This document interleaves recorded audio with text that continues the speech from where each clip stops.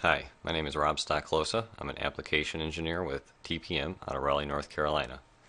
In my previous demonstration, I illustrated the collaborative environment using EPDM as our backbone to communicate between our electrical and mechanical teams. Today, I want to illustrate the functionality that allows users who are not using electrical 2D but need access to that schematic information and how they can access the information. It's very seamlessly done in a product. I'm going to open up the package in this case, our schematic,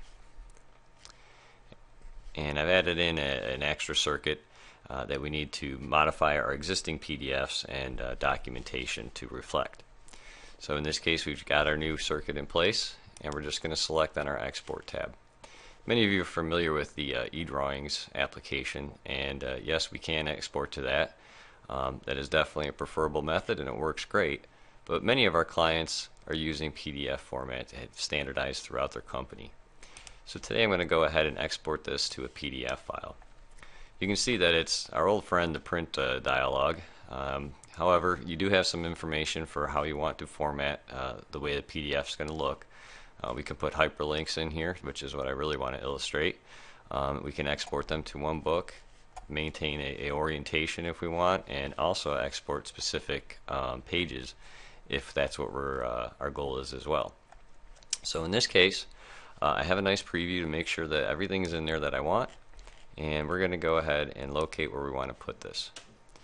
As I mentioned, I want to get into my EPDM database here, so we can go into our electrical documentation, and I'm going to go ahead and save this file into there.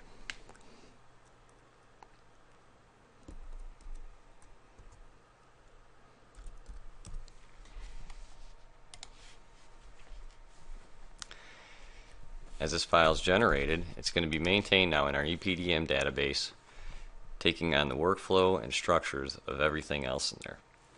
Anyone with a viewer license is going to have access to that directory. They'll be able to pull this PDF up, refer to it, and also utilize the hyperlink functionality I'll illustrate in a moment.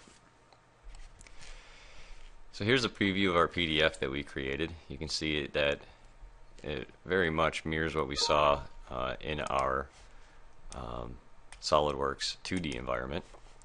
So each one of these pages has been very cleverly exported out for us.